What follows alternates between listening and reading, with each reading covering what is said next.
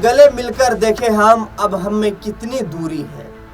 दरअसल पिछले करीब 4 सालों से अशोक गहलोत और सचिन पायलट के बीच यही इंतजार था कि ये दोनों नेता एक दूसरे के साथ कब मिलेंगे। राजस्थान की राजनीति में वर्ष 2021 से लेकर 2023 और 2025 के आने तक का इंतजार हमें करना पड़ा, जब ये दोनों, या पूरे देश को इंतजार करना पड़ा जब ये दोनों नेता एक दूसरे के गले मिले। दरअसल बता दें आपको कि 11 जून को स्वर्गीय राजेश पायलट की पुण्यतिथि है। 25वीं पुण्यतिथि पर उनको निमंत्रण देने के लिए सचिन पायलट, जो कि कांग्रेस पार्टी के राष्ट्रीय महासचिव हैं, वो जयपुर में अशोक गहलोत के आवास पर पहुंचे। अशोक गहलोत के आवास पर दोनों नेता एक दूसरे से गले मिले और उसके बाद अशोक गहलोत ने ये कहा कि सचिन पायलट मेरे छोटे भाई की तरह है। सचिन पायलट ने इस पार्टी के लिए बहुत कुछ किया है। उनके पिता राजेश पायलट और मैं दोनों एक साथ मिलकर 1980 में लोकसभा का चुनाव जीते और लोकसभा चुनाव में जीत दर्ज करके दोनों एक साथ संसद पहुंचे। करीब 18 साल तक अशोक गहलोत ने कहा कि मैंने संसद में उनके साथ काम किया, एमपी होने के नाते उनके साथ काम किया और उसके बाद फिर मुझे राजस्थान का जिम्मा सौंपा गया।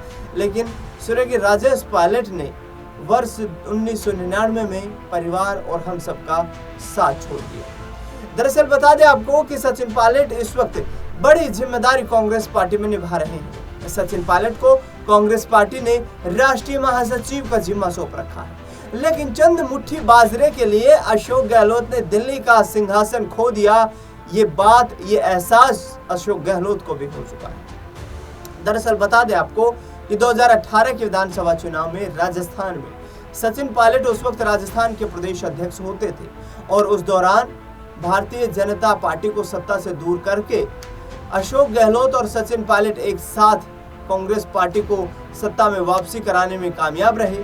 जिसके बाद ये हुआ कि सचिन पायलट मुख्यमंत्री बनने की चाह में थे, लेकिन अशोक गहलोत जो कि वरिष्ठ नेता होने के नाते सीएम कुर्सी उन्हें ऑफर की जाती है और इसके बाद सचिन पायलट का इंतजार और आगे बढ़ जाता है। वर्ष 2021 का वक्त आता है जब सचिन पायलट को ये कहा जाता है कि उन्हें सीएम बना देना चाहिए। कांग्रेस पार्टी के कुछ विधायक ये मांग करते हुए नजर आते हैं। दरअसल बता दें आपको कि वर्ष 2022 में फिर सचिन पायलट कुछ विधायकों के साथ कथित तौर पर दिल्ली से सटे हरियाणा के गुड़गांव के मानेसर के एक होटल में कुछ विधायकों के साथ ठहरते हैं और सुगबुगाहट ये तेज हो जाती है कि सचिन पायलट कांग्रेस पार्टी को छोड़ रहे हैं। प्रियंका गांधी, राहुल गांधी ने मोर्चा संभाला, दोनों नेताओं के बीच सुलह करवाई गई। उसके बाद अशोक गहलोत को राष्ट्रीय अध्यक्ष पद का ऑफर दिया गया, लेकिन अशोक गहलोत ने वो ऑफर ठुकरा दिया। नतीजा ये हुआ कि 2023 में कांग्रेस पार्टी को राजस्थान में इस गुटबाजी का खामियाजा भुगतना पड़ा और कांग्रेस पार्टी सत्ता से बेदखल हो गई। 2023 के विधानसभा चुनाव के बाद अशोक गहलोत के पल्ले हाथ कुछ नहीं रहा। करीब 1.5 साल से अधिक वक्त बीत चुका है। कांग्रेस पार्टी सत्ता विपक्ष में वहां पर जो है एक तरीके से अपनी जिम्मेदारी निभा रही है और राजस्थान में नेता प्रतिपक्ष की जिम्मेदारी भी किसे दी गई है? टीकाराम जूली को, जो कि दलित समुदाय से संबंध रखते हैं। यानी कि अशोक गहलोत का नेता प्रतिपक्ष की कुर्सी से भी पत्ता काट दिया गया। उन्हें बड़ा खामियाजा भुगतना पड़ रहा है क्योंकि महज 4, 6, 8 महीने के सीएम पद के लिए उन्होंने इतनी बड़ी कुर्सी को नकार दिया, उस कुर्सी को ठोकर मार दी जो कि कांग्रेस का सबसे बड़ा राजनीतिक पद है, राष्ट्रीय अध्यक्ष पद। लेकिन सचिन पायलट का सियासी कद उसके बाद भी लगातार कांग्रेस पार्टी में बढ़ता रहा। उन्हें मुख्यमंत्री बनने में तो अभी इंतजार करना पड़ रहा है, लेकिन राष्ट्रीय महासचिव बनाकर कहीं ना कहीं संगठन में अशोक गहलोत से बड़ी जिम्मेदारी हाईकमान ने सचिन पायलट को सौंप दी है। इस बात का एहसास अशोक गहलोत को भी हो चुका है। दरअसल बता दें आपको कि जय हिंद सभा बाड़मेर में आयोजित की गई।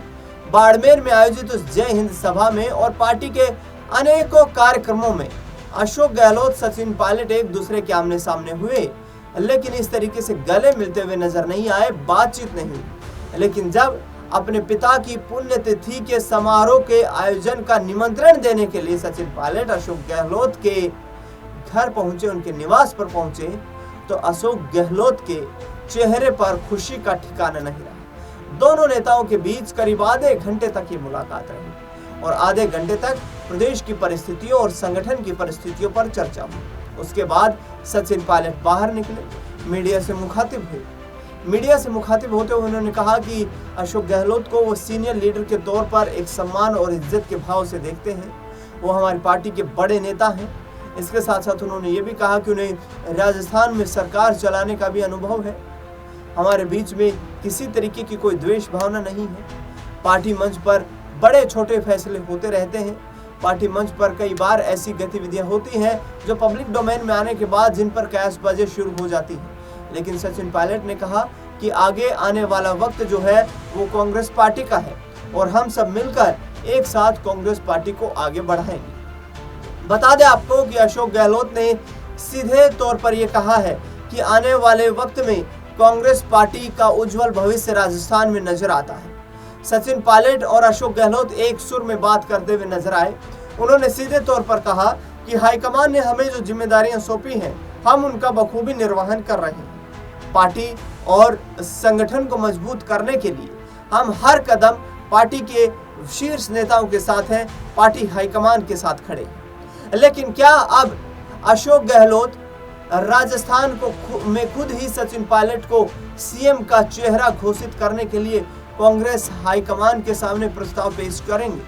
क्योंकि कांग्रेस पार्टी को फिर से 2028 के विधानसभा चुनाव में ये नजर आ रहा है कि आने वाला वक्त जो है वो युवाओं का है। सचिन पायलट को लेकर प्रियंका गांधी काफी सक्रिय दिखाई देती हैं और उन्होंने सीधे तौर पर कई बार खुले मन से कहा है कि सचिन पायलट वो नेता हमारी पार्टी के हैं जो युवाओं के हकों के लिए लड़ाई लड़ते रहते हैं। युवा नेता होने के नाते सचिन पायलट में युवा लोगों का अच्छा खासा प्रभाव है और सचिन पायलट को युवा जो वोटर है या नौजवान जो मतदाता है वो अच्छी खासी अपने भविष्य की संभावना भी देखता है।